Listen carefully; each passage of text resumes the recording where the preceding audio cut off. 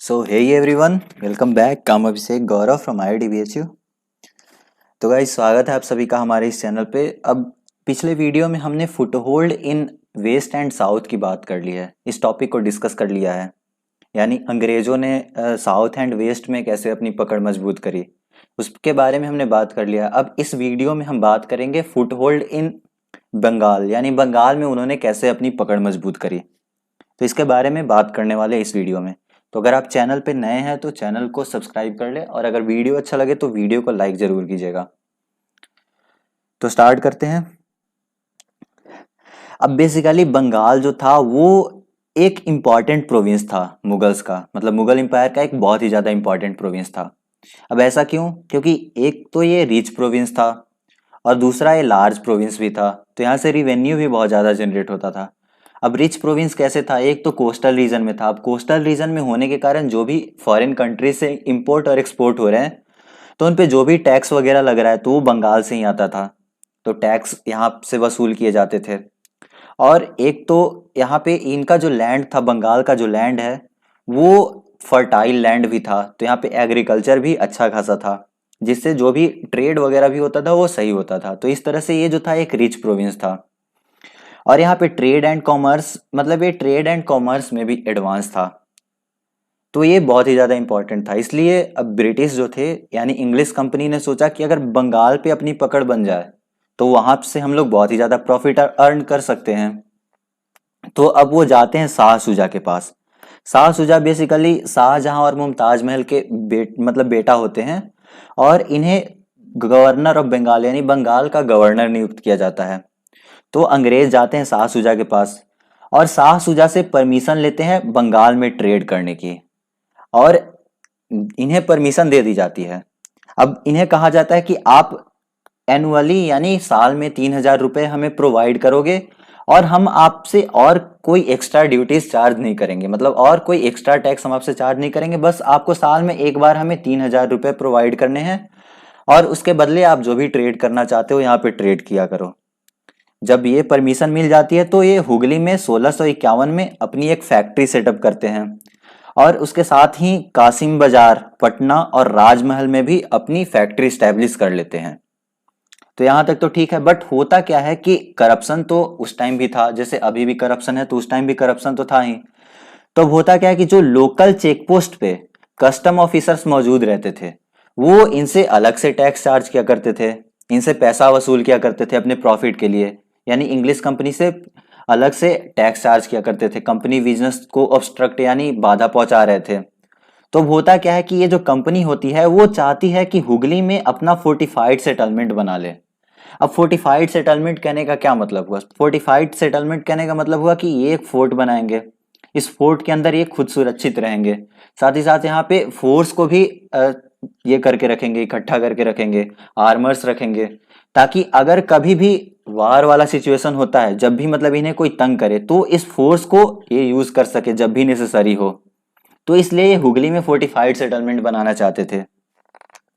अब होता क्या है कि अगस्त 1682 में मुगल गवर्नर होते हैं शाइस्ता खान, मतलब बंगाल के मुगल गवर्नर होते हैं।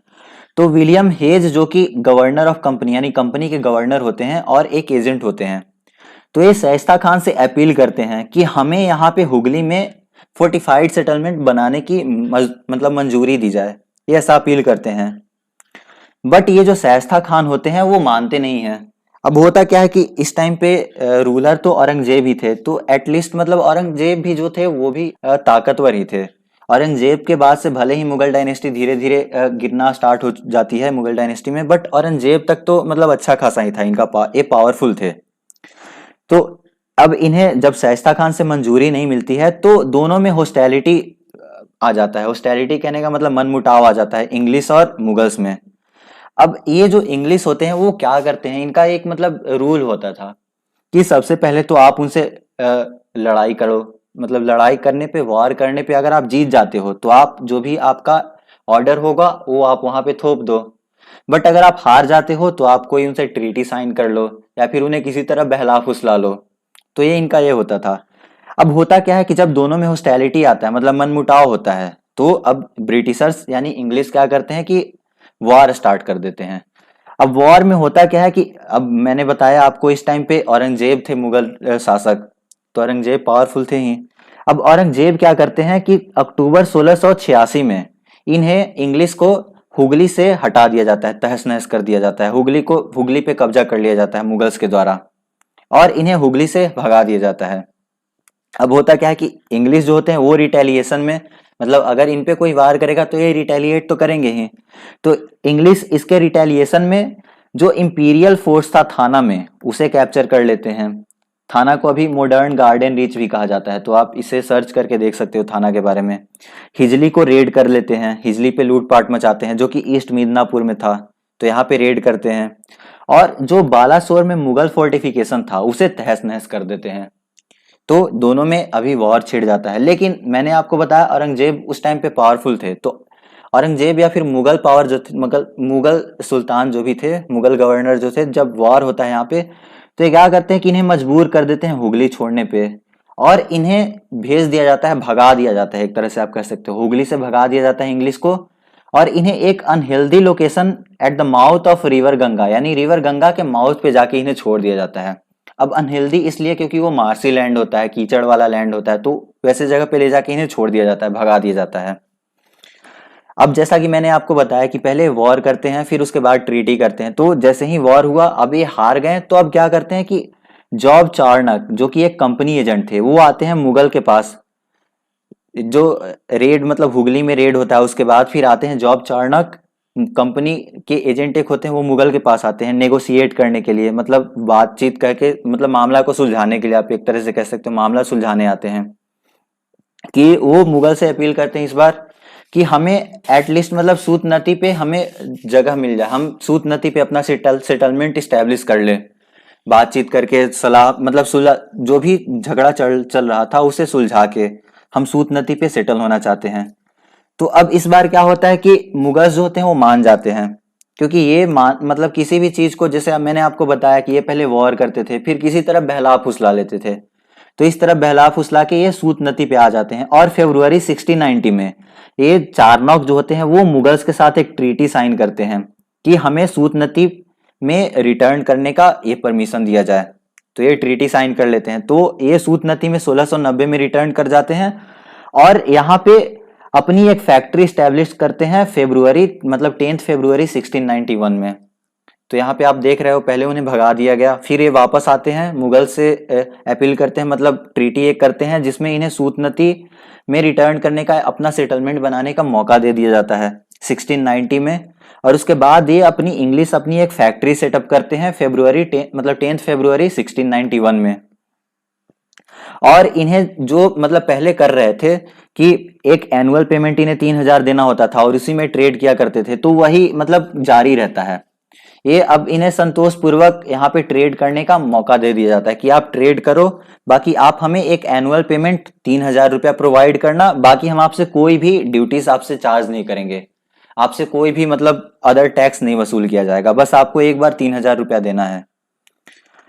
लेकिन अब होता क्या है कि ये ठीक ठाक व्यापार तो कर ही रहे थे, लेकिन अब एक बार शोभा सिंह नाम के एक जमींदार होते वर्धमान में, ये सब बंगाल की ही बात हो रही है, तो शोभा सिंह एक जमींदार होते हैं बंगाल में, ये रिबेल कर देते हैं मुगल्स के खिलाफ।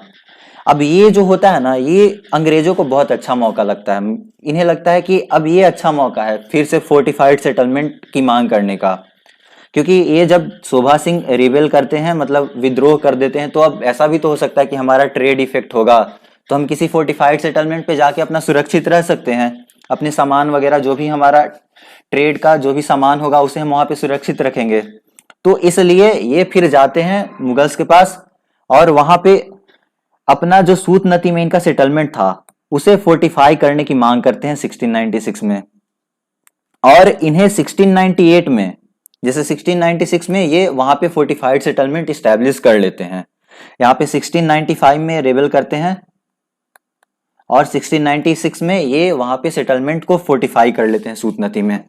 अब होता क्या है 1698 में ये और भी ज्यादा सक्सेसफुल हो जाते हैं, किसमें इन्हें परमिशन मिल जाता है जमींदारी खरीदने का, यानी जमींदारी 3 विलेजेस जो कि सूतनती, गोविंदपुर और कालीकटा, जिसे काली घाट भी कहा जाता है, तो इन तीनों जगहों से, इन तीनों विलेजेस से इन्हें परमिशन मिल जाता है कि आप यहाँ से जमींदारी कलेक्ट कर सकते हो, जमींदारी खरीद सकते हो।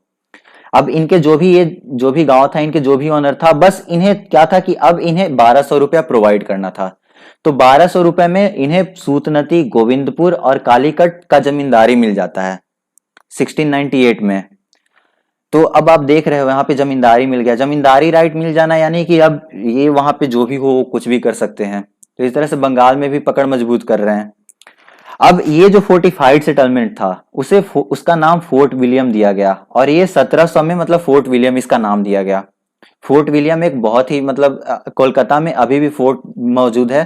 जैसे सूतनदी, गोविंदपुर और कालीकटा, ये तीनों कोलकाता में ही है। तो इन तीनों से मिलकर ही अभी भी आप इनका मैप देखोगे तो ये तीनों आसपास ही है, हुगली रिवर के किनारे ही है। तो यही तीनों था। अब ये जो फोर्ट विलियम है वो बहुत ही खूबसूरत बिल्डिंग है, अभी भी लोग मतलब जाके देखते हैं उसको। तो अगर आपको समय मिले तो आप भी जाके देखिएगा अगर आप कोलकाता जा रहे हैं तो 1700 में इस मतलब इस फोर्टिफाइड सेटलमेंट को फोर्ट विलियम नाम दिया गया, और ये ईस्टर्न प्रेसिडेंसी का सीट बना, पहला सीट बना। और सर चार्ल्स आयर जो थे वो इसके फर्स्ट प्रेसिडेंट बने। तो ईस्टर्न प्रेसिडेंसी मतलब वही ईस्ट में जो भी इनका प्रेसिडेंसी था, मैंने आपको पिछले वीडियो में बताया कि वेस्टर्न प्रेसिडेंसी ये हो गया, ईस्टर्न प्रेसिडेंसी ये हो गया।